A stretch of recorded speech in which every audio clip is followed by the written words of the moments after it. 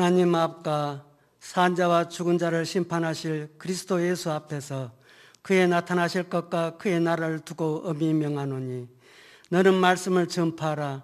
때를 얻든지 못 얻든지 항상 힘쓰라. 범사에 오래 참음과 가르침으로 경책하며 경계하며 권하라. 때가 이르리니 사람이 바른 교훈을 받지 아니하며 기가 가려워서 자기의 사욕을 쫓을 스승을 많이 두고 또 그 길을 진리에서 돌이켜 허탄한 이야기를 쫓으리라.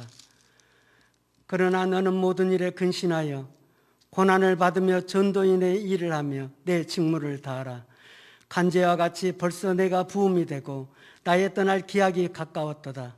내가 선한 싸움을 싸우고 나의 달려갈 길을 마치고 믿음을 지켰으니 이제 후로는 나를 위하여 의의 면류관이 예비되었으므로 주 곧 의로우신 재판장이 그날에 내게 주실 것이니 내게만 아니라 주의 나타나심을 사모하는 모든 자에게니라.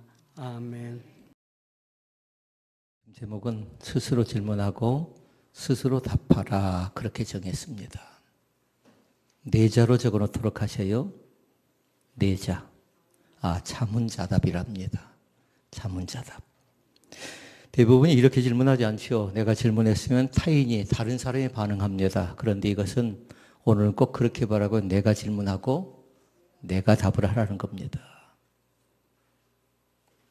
좀 부담은 되겠지만요. 숙제로 가면 더 부담될 수 있겠네요. 집에 가셔서 스스로 한 10가지 정도 질문해 보라고요. 답은 내가 하는 겁니다. 그러니까 어떻게 답을 하는지 잘 보라고요. 내가 왜 저 질문을 하고 왜 저렇게 대답하는가 잘 보라고요. 예배 가운데 시험 든 사람이 있습니다. 그런 사람도 어디 가냐면요. 기둥 뒤에 딱 숨어 버립니다. 그러면 스스로에게 물어봐야 돼요. 너 왜 숨어 있느냐 물어보면 뭐라고 대답해야 될까요? 내가 정직하게 대답해야 되니까. 뭐라고 했어요? 뭐 때문에 숨었다고요? 시험 들어서 그런 겁니다. 그러니까 잘 질문해 봐야 돼. 너 왜 화가 나 있느냐 물어보면 그렇게 대답할 수 있어야 돼요. 화가 난 원인에 대해서 다른 사람은 좋게 얘기할 수 있겠잖아요. 나 화나지 않았습니다. 얘기할 수 있을 거예요. 또 왜 그렇게 생각하느냐고 얘기할 수 있겠잖아요. 그러나 정당하게 반응하라고요. 내 마음대로, 내 뜻대로, 내 생각대로 안 되니까 화가 머리 끝까지 솟습니다라고 스스로 대답해 보라는 겁니다. 너 왜 그 사람 만나려고 하느냐 물어보면 대답해야 되겠잖아요. 저 사람 만나면 좋아서 그럽니다. 저 사람 만나면 뭔가 있어 보여서 그럽니다. 뭔가 은혜 받은 것 같아서 그럽니다. 나름대로 얘기할 수 있어야 되는데 그 대답이 정확하지 못하면 그 사람 만나면 안 되는 겁니다.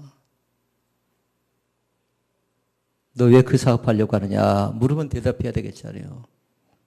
다른 사람이 나에게 대답하는 것 아니라 스스로 대답해 보라고요. 왜 내가 이 사업을 하려고 하는가? 먹고 살기 위해서 하는가? 그렇지 않으면 내가 뭔가 잘한다고 그 잘한 부분에 대해서 최선을 다하고 수고하기 위해서 하는가?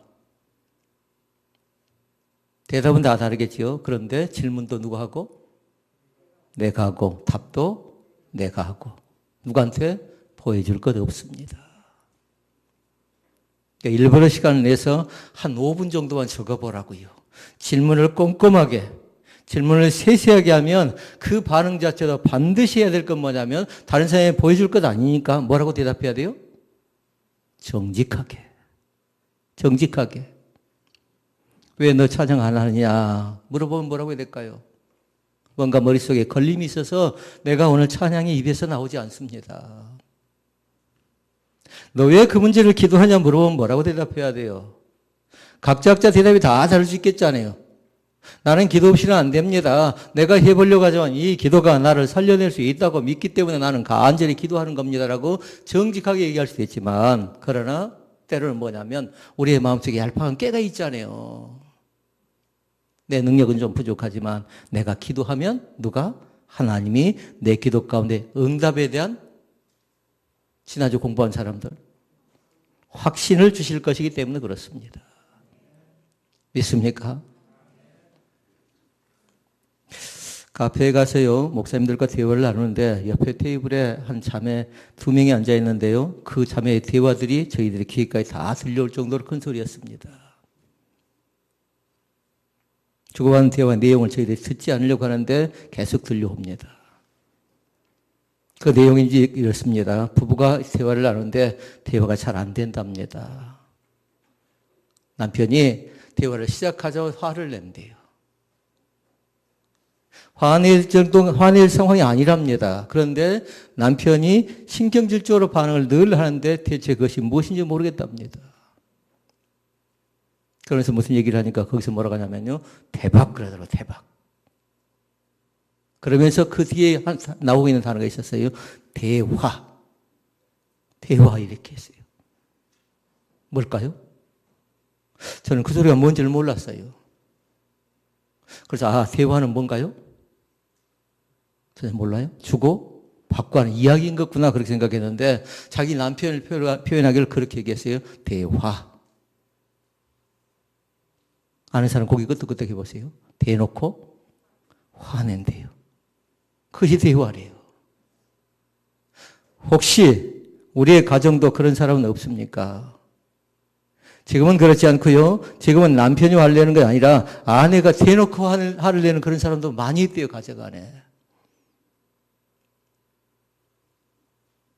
교회는 화를 잘 다스려야 된답니다. 교회에서는 속상할 일도 많고요. 교회는 전혀 환경과 여건과 상황과 성격과 감정이 다른 기질이 다른 사람들이 모여있기 때문에 이것은 이합집산이에요.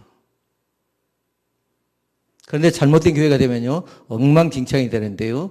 좋은 교회는 뭐냐면요. 행복한 교회, 좋은 교회, 믿음이 있는 교회는요. 이합집산이 아니라 거기 안에서 뭘 만들어야 될까요? 조화를 만들어낸답니다. 반응이 없어요. 이 합주에 제일 쉽고도 제일 어려운 것이 뭐라고 했죠? 어렵게 생각지 마시라고요. 쉽게 반응하시라고요. 조화란 건 내 것을 포기하는 겁니다. 내가 양보하는 겁니다. 내가 희생하는 겁니다. 그런데 그건 뭐냐면요. 예수님께서 이 땅 가운데 오셔서 하시는 모습들이에요.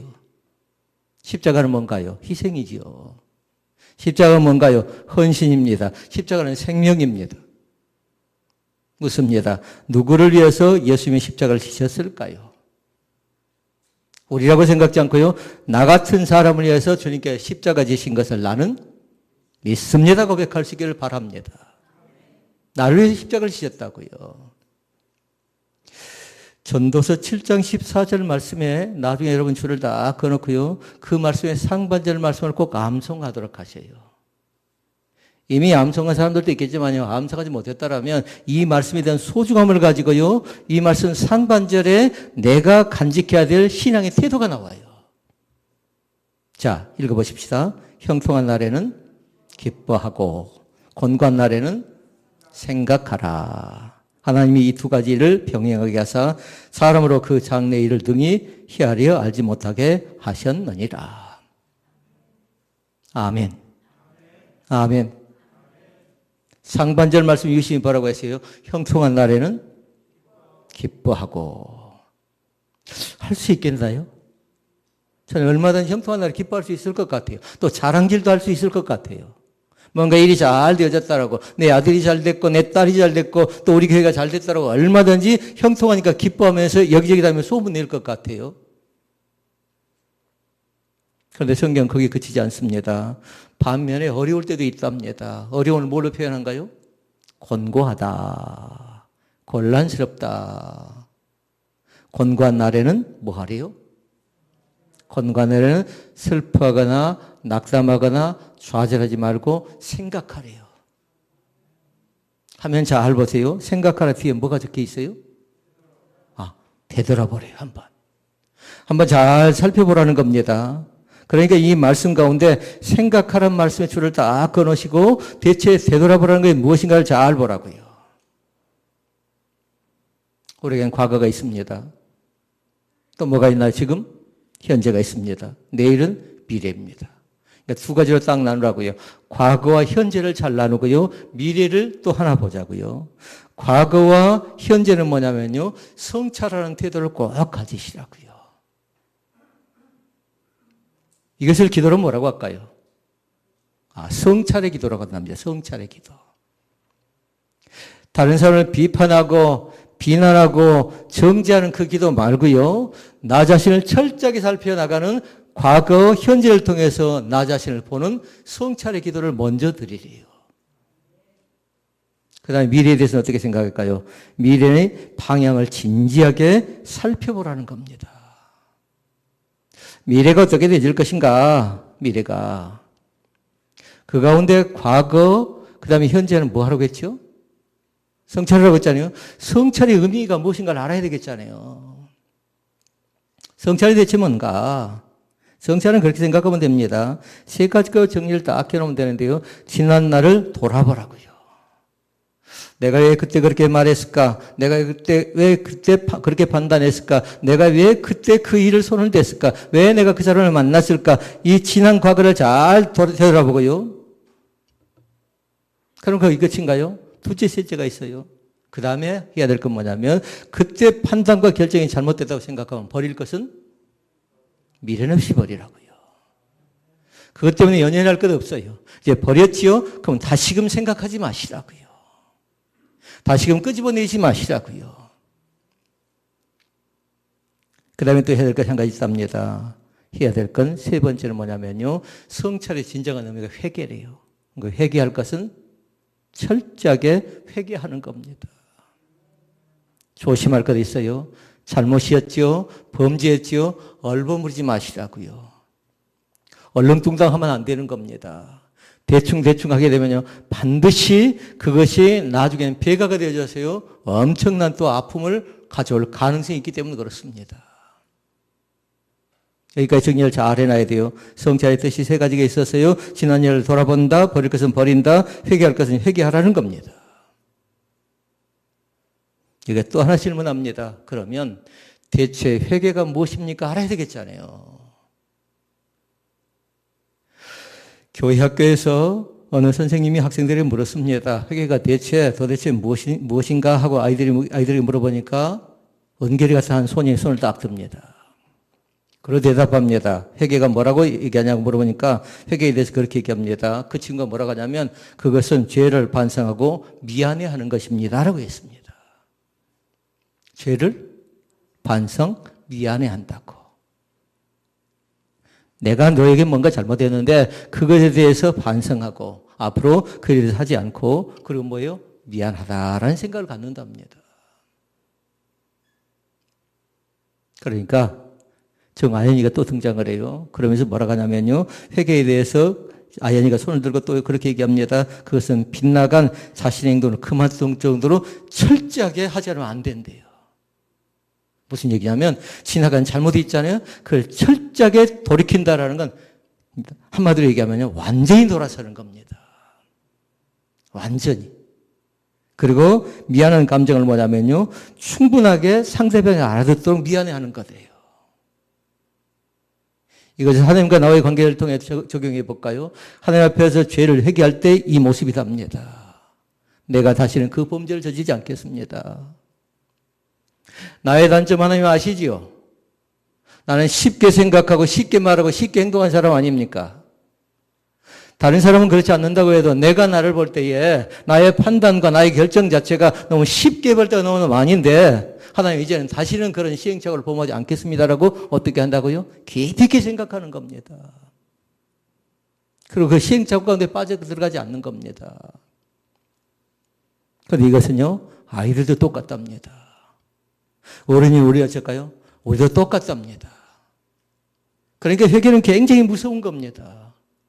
굉장히 어려운 겁니다. 그런데 회개에 대해 반대에 나타나는 건 뭐냐면요. 예수님께서 우리 가운데 주신 회개에 대한 진정한 의미는 뭐냐면 그곳에 세 가지가 있어요. 세 가지. 한마디로 얘기하면 그곳에 용서가 있답니다. 믿습니까? 회개하면 뭐 한다고요? 얼렁뚱땅 말고 대충 묻어버린 거 말고요. 나의 잘못을 철저하게 고백하고 인정하는 거 있죠. 그 인정할 때 하나님은 내가 회개하면 너는 그런 사람이라고 정죄하는 것 아니라 한마디로 하면 받아준다라는 겁니다.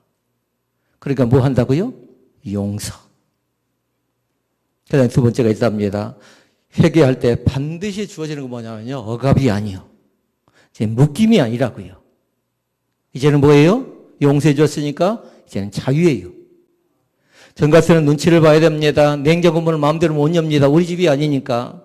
이것저것 만질 수도 없고 앉을 수도 없습니다. 불안합니다. 그런데 이제는 뭐냐면 자유를 주면서 너는 하나님의 집에서 마음껏 자유를 누릴 수 있는 요한복음 1장 12절이니까 뭐라고요? 자녀도 되었을 뿐만 아니라 너에게 권세를 준대요.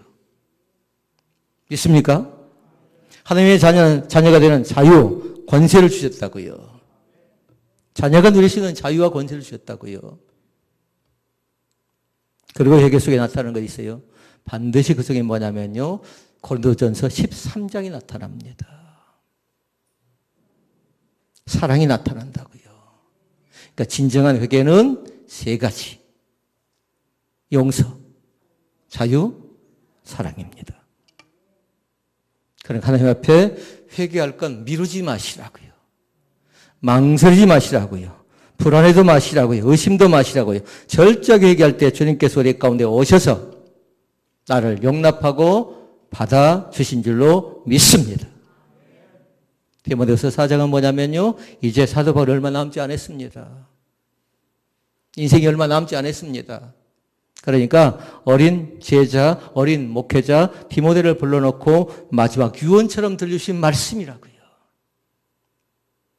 그러니까 뭐라고 합니까? 내가 선한 싸움을 싸우고 나의 달려갈 길을 마치고 그리고 뭐 한대요? 믿음을 지킨대요. 믿음을. 그리고 우리 찬양할 때 뭐라고 합니까? 성도는? 믿음 지켰네 그런가요? 신앙 지켰네. 성도는. 인생을 다 마쳤을 때 우리의 신앙을 잘 지켜나갈 수 있기를 바랍니다. 우리의 믿음을 잘 지켜나갈 수 있기를 바랍니다. 그러니까 사도 바울이 이제 천국에 입성하기 전에 얼마 남지 않았다는 걸 알고 나서 디모데에게 주신 말씀인데 뭐냐면 지상 명령을 권면해요.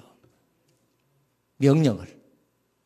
그 명령 자체는 5절에 나왔어요. 전도인의 직무를 다하래요. 그런데 지상 명령은 우리가 두 가지를 알고 있습니다. 사도행전 1장 18절 말씀과 마태복음 28장 19절에서 20절 말씀이에요.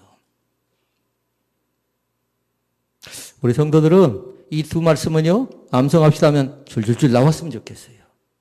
왜냐하면 예수님께서 사랑하는 제자들에게 마지막으로 주셨던 무슨 명령? 지상명령이라고요. 해도 되고 안 해도 그것이 아니라 반드시 지켜야 될 하나님의 말씀인데 오직 성령이 너에게 임하시면 너희가 권능을 받고 예루살렘과 온 유대와 사마리아와 땅끝까지 이르러 내 증인이 되리라. 아멘. 그러니까 한마디로 얘기하면 증인된 삶을 살래요.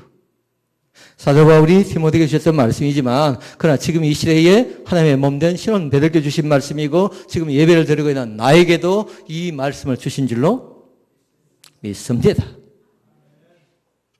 마태복음 28장 19절에 20절에 얘기합니다. 너희는 가서 모든 족속으로 제자를 삼아 아버지와 아들과 성령의 이름으로 세례를 베풀고 내가 너에게 모든 것을 가르쳐 지키게 하라라고 말씀합니다. 말씀 제목이 아까 뭐였죠? 스스로에게 묻고 스스로 대답하라. 이 시간 또 묻습니다. 말씀을 전파하라는 하나님의 명령에 과연 우리는 얼마나 순종하고 살았습니까? 전파래요. 그리고 순종하래요. 얼마큼 우리 자신들이 해왔는가를 잘 한번 진지하게 점검해보고 대답해 보실 수 있기를 바랍니다. 기회가 주어지죠. 망설이지 마시라고요. 나는 하나님을 믿는 사람입니다. 나는 교회에서 직분도 받은 사람이고 나는 아직 세례를 받지 못했지만 교회에 다니니까 이러이러한 기쁨과 즐거움과 감사가 있습니다라고 그 자신이 얘기하면서 예수 믿고 구원 받으십시오라는 것을 반드시 전할 수 있기를 바랍니다. 왜 해야 될까요? 두 가지 때문에. 사도행전 1장 8절 말씀 때문에. 증인된 삶을 살래요. 그리고 마태복음 28장 19절 20절 말씀 때문에 그런 겁니다.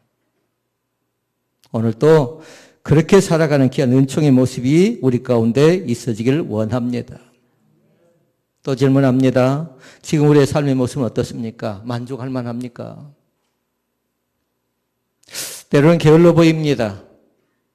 때로는 뭔가 미흡해 보입니다. 하나님 앞에서 열정도 식어버린 것 같습니다. 그러니까 그것은 뭐냐면 제가 여러 번 질문한 것 아니라 여러분이 노트에다가 질문하고 답을 내가 적는 거라고요. 답은 가르쳐 드렸어요. 정직하게 적으시라고요. 너는 복음의 열정을 어디서 어쩌다가 잃어버렸느냐. 에베소서 말씀 같으면 그러겠죠. 너는 너의 첫사랑을 어디서 잃었는가, 어떻게 떨어졌는가 그걸 잘 살펴보면서 그것을 회복하라고 얘기합니다. 알아야 되겠잖아요. 어쩌다가 어디서 어떻게 되어졌는가. 두 가지가 있답니다. 내가 나를 알면 성찰을 잘한 겁니다. 그런데 아까 성찰은 아까 뭐였지요? 과거, 현재는 성찰하고 미래에 대해서는 철저하게 뭐 하라고요? 지은 잘못이 생각나면 회개하라고 했어요. 회개하라고. 그리고 회개하고 나면 용서가 나타나고 자유가 나타나고 사랑이 나타난 줄로 믿습니다. 이것이 하나님이 우리 가운데 주신 계명이자 말씀이에요. 66권의 메시지가 그거거든요. 한마디로 얘기하면 66권의 메시지를 그렇게 얘기한답니다. 주인공은 누굴까요? 하나님은. 그 다음에 누굴까요? 무엇일까요? 하나님은 사랑이시라 이렇게 요약할 수 있답니다. 예수님은 사랑이시라, 성령님은 사랑이시라 이렇게 적어놓으면 돼요. 기록되어진 계시의 66권의 말씀이 그런다고요. 하나님에 대해서, 예수님에 대해서, 성령님에 대해서 기록하고 있는데 한마디로 뭐라고요? 요한 1서의 답이 나와 있어요. 하나님은 사랑이십니다. 하나님의 몸된 교회에서도 사랑이시고 우리의 가정 가운데도 사업장 가운데도 그 사랑인 것을 날마다 믿을 수 있기를 주의 이름으로 축복을 드립니다. 그러면 세 가지 질문을 드리고 스스로 대답을 잘 해보실 수 있기를 바랍니다. 첫째 질문입니다. 하나님을 얼마나 사랑하며 살아왔습니까? 다시 말씀드리면 무엇을 지금까지 제일 많이 사랑했는가 잘 보라고요. 가장 우선시되는 것, 그것이 대체 무엇인가 잘 보라고요. 저는 지난주에 말씀을 준비하는 가운데 하나님께서 주신 단어가 세 가지가 있었습니다. 하나는 뭐냐면요. 집중하지 못할 정도로 회의가 많이 있었어요. 이제 노예를 앞두니까. 그런데 메시지를 준비하려고 하는데 자꾸만 이 생각 저 생각이 가로막히고요. 이걸 준비하려고 하니까 또 회의에 관계된 자료들이 생각나고요. 그러니까 하나님께서 주신 메시지는 뭐냐면 너 왜 집중하지 못하냐면서 집중이라는 단어를 저에게 주셨습니다. 혹시 우리 사랑하는 성도들 가운데도 집중하지 못하고 있는 사람들 있다면요. 주변 정리를 먼저 잘 할 수 있기를 바랍니다. 그러고 나서요. 하나님 주신 메시지가 또 하나 있었는데요. 그건 뭐냐면 우선순위를 정하래요. 그래서 제가 회의록이 옆에 있더라고요. 성경이 있더라고요. 찬송이 있더라고요. 또 잡다한 서리들이 있더라고요. 우선순위를 정할 때 필요한 것 딱 정해놨으면 어찌해야 될까 그것을. 회의에 관계된 건 덮어버리라는 겁니다.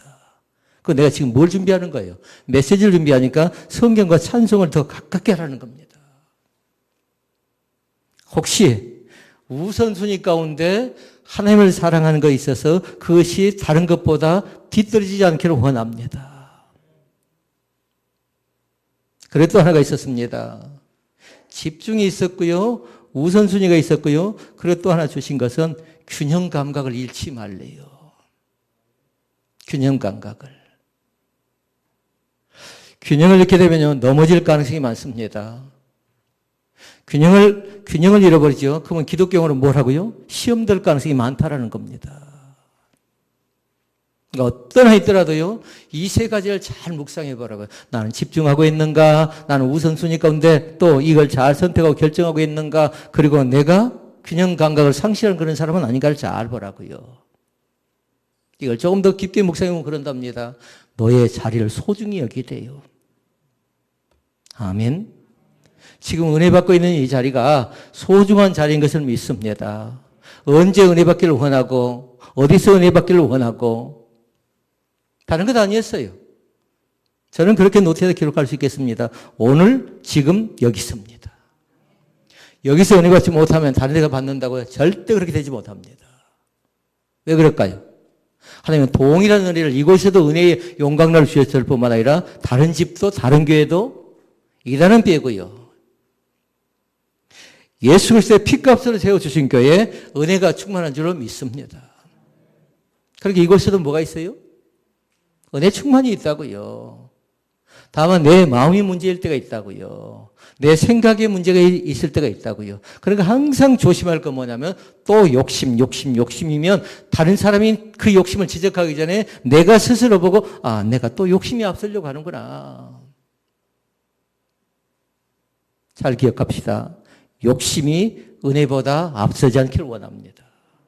항상 욕심은 뭐냐면요. 상대방을 배려하지 않습니다. 욕심 자체는 멀리 보지 않습니다. 지금 내가 그것을 가져야만 되고 지금 내가 그것을 얻어야만 됩니다. 그런데 뭐냐면요. 하나님은 우리의 미래 가운데 주실 때도 많습니다. 기도 응답이란 거예요. 지금 막바로 금나라 뚝딱 하면 지금 되던가요? 그렇지 않습니다. 기다리고 참고 중요한 건 인내하는 사람에게 주신 줄로 믿습니다.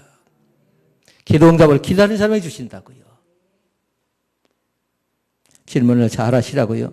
하나님을 얼마나 사랑하십니까? 라고 물어보면 그 대답에 여러분들이 그 질문에 대답할 수 있어야 돼요. 확인하는 방법이 있답니다. 하나님을 얼마큼 사랑하는가 확인하는 방법은 뭐냐면요. 지난 주간에 여러분들이 말씀을 어느 정도 읽었는가 잘 보고요. 그리고 지난 주간에 받았던 말씀의 제목이 생각난다든가 여러분들이 많이 묵상했던 거 있죠. 그러면 여러분이 하나님을 사랑하는 증거라고 얘기할 수 있겠어요. 근데 지난 주간에 받았던 말씀의 제목이 생각나지 않아요. 그리고 말씀을 전혀 가깝게 하지도 않았어요. 그러면 진솔하게 대답해야지요. 나는 하나님의 계명과 말씀을 실천하지 못하고 살아왔습니다라고 고백할 수 있어야 돼요. 그럼 그게 끝인가요? 그러지 않고 이제부터라도 지금부터라도 하나님의 계명을 중시길 뿐만 아니라 말씀을 실천하는 자리 가운데 들어가겠습니다라고 고백할 수 있어야 될 것입니다. 다시 묻습니다. 하나님을 사랑하십니까? 성경 전체를 요약하면 뭐라고 했어요? 하나님은 사랑이라고요. 이 시간에도 마찬가지입니다. 우리 가운데 오신 그 하나님은 사랑의 하나님으로 우리 가운데 오십니다. 그러니까 우리는 어떤 사람들이 이제 사랑을 받은 사람들이라고요. 사랑을 받은 사람들은 다른 것 아니라 하나님 앞에 나가서 하나님을 알지 못한 자들의 복음을 전하고 그리고 해야 될 게 있답니다. 이웃을 사랑하고 이것이 계명이지요. 하나님을 사랑하는 것, 이웃을 섬겨나가는 것. 이웃을 사랑하는 얼마나 귀한가요? 형제가 어려움 속에 빠지면 눈 감아버리고 예면하는 것 아니라 얼마나 힘들까 얼마나 어려울까 그것이 형제지요. 나하고 상관없다고 생각하면 형제가 아니지요. 자, 그 다음에 두 번째 말씀 보십시다. 성령님의 인도를 받으며 살았는가를 확인하도록 하셔요. 오늘 또 성령의 인도를 꼭 받고 살아가는 그런 귀한 은혜가 우리 가운데 있어지길 원합니다. 성령님이 우리 가운데 주신 거 있답니다. 지혜를 주십니다. 믿음을 주십니다. 능력을 주십니다. 성령님을 의지하는 사람에게 주시는 것이라고요. 그리고 감당할 수 있는 새 힘을 허락하실 뿐만 아니라 피할 길을 열어주시는 그 하나님. 그런 걸 찬양하는 거지요. 주 안에 기쁨 누림으로 마음의 풍랑이 잔잔하니 세상과 나는 간 곳 없고 구속한 주만 보이도다. 있습니까? 환란이 있습니다. 연단이 있습니다. 핍박이 있습니다. 그리고 여러 가지 풍랑이 있습니다. 그런데 세상과 나는 간 곳 없고 구속한 주님만 보일 때 그곳에 진정한 평화가 있는 줄로 믿습니다. 그게 성령의 임재라고요. 그러면 성령을 의지하며 살아간 사람들, 성령을 의지하면 어떤 은혜를 주신가를 잘 보십시다. 세 가지 은혜를 주신답니다. 성령님께서는 우리가 평강과 희락의 삶을 살 수 있도록 인도해 주십니다. 평강과 희락의 삶이요. 희락은 기쁨입니다. 기쁨. 성령의 열매가 희락입니다. 여러분 마음이 평화를 누릴 수 있기를 바라고요. 여러분의 가정이 샬롬의 복이 임할 수 있기를 바라고요. 여러분의 교회가 우리의 교회가 더욱더 샬롬의 복에 충만할 수 있기를 주의 이름으로 축복을 드립니다. 그것에 뭐가 있을까요? 희락, 그것에 기쁨, 그것에 즐거움이 있답니다. 두 번째, 성령님께서는 우리의 몸된 그리스도의 몸된 교회를 세울 수 있도록 인도해 주십니다. 성령 하나님이 도와줘야 가능하다고요. 돈으로 교회가 되어진 거 아니랍니다. 우리 열정으로 되어진 거 아니랍니다. 의지로 되어지는 것 아니고요. 성령 하나님께서 때를 따라서 일용할 양식을 주시는 것처럼 인도하시는 그 하나님. 있습니까? 그러게 이 시간에 다른 것 붙잡지 마시자고요. 지식이라든가 재능이라든가 내 의지 붙잡지 마시고 성령 하나님을 강력하게 붙잡고 의지하는 귀한 축복의 역사가 우리 가운데 나타나시기를 주의 이름으로 축원을 드립니다. 그리고 그렇게 부탁합니다. 세 번째는 우리가 그리스도의 증인된 삶을 살 수 있도록 인도해 준다고요. 내 힘이 아니라고요. 내 재주가 아니라고요. 성령이 인도하신다고. 나는 전하고 싶지 않는데 저 사람이 믿지 않았으면 좋겠는데 그런데 성령 하나님이 자꾸만 그 사람에게 찾아가서 전하래요. 왜 그럴까요? 그게 성령이 인도하심이라고요. 오늘도 성령 하나님을 부인하지 않기를 원합니다. 사도행전 1장 8절 말씀 기억난가요? 오직 성령이 너에게 임하시면 너희가 권능을 받고 예루살렘과 온 유대와 사마리아 땅끝까지 이르러 복음의 증인, 바스kun이 되래요. 마지막 세 번째입니다. 얼마나 주님과 동행하는 삶을 살았는가 질문합니다. 지난 한 주간 동안에 주님과 동행하는 삶을 살았는가 한번 스스로에게 자문답하시라고요. 주와 같이 길 가는 것 즐거운 일 아닌가? 주님과 함께 그 길을 걸어가실 수 있기를 바랍니다.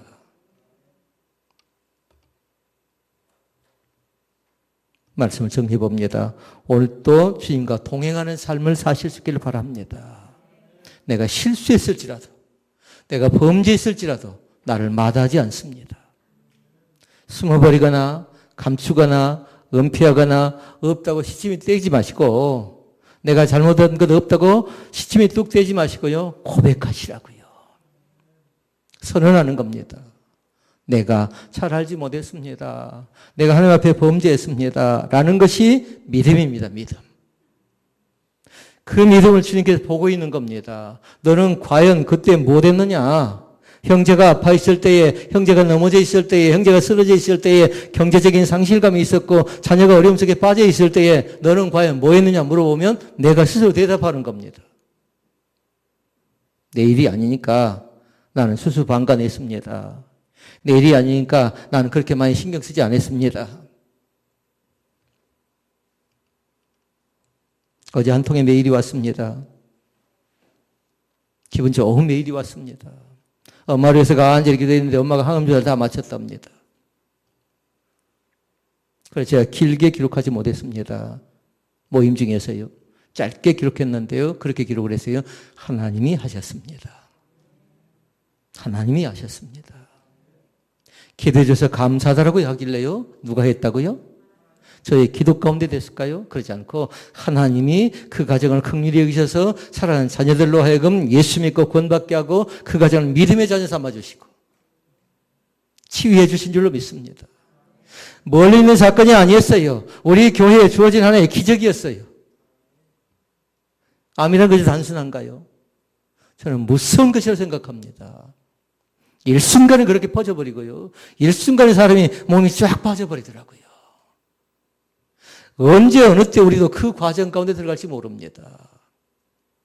그런데 그 과정 감사하게도 하나님의 특별한 은혜를 체험한 것 같아요. 하나님이 하셨다는 그 얘기 앞에요. 뭐라고 답해야 했을까요? 답이 왔어요. 아멘. 감사하대요. 아멘.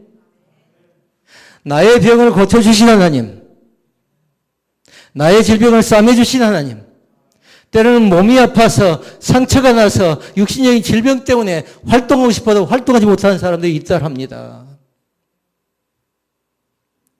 우리가 지금 믿고 있는지 모르겠지만 우리 박진자 전사는 어쩔까요? 어제도 그분을 잘 아는 사람을 만났습니다. 그 가정이 대체 그런 가정이냐고 저에게 묻습니다. 그래서 이제 알았다라면 이 가정을 위해서 기도해 달라고. 이것이 직분자이지 않나요? 그래서 뭐 큰일 하려고 하지 마시라고요. 기도 제목 앞에서 망설이지 마시고 함께 같이 힘을 보태는 것이 기도죠. 그것이 바로 직분자지요. 그 일을 하는 사람이 혼자의 힘으로 감당하지 못하니까 사랑하는 성도들과 함께 그 기도 제목을 나누는 겁니다. 물질은 없으면 못하는 겁니다. 그런데 시간은 어쩝니까? 동일하게 주었습니다. 동일하게요.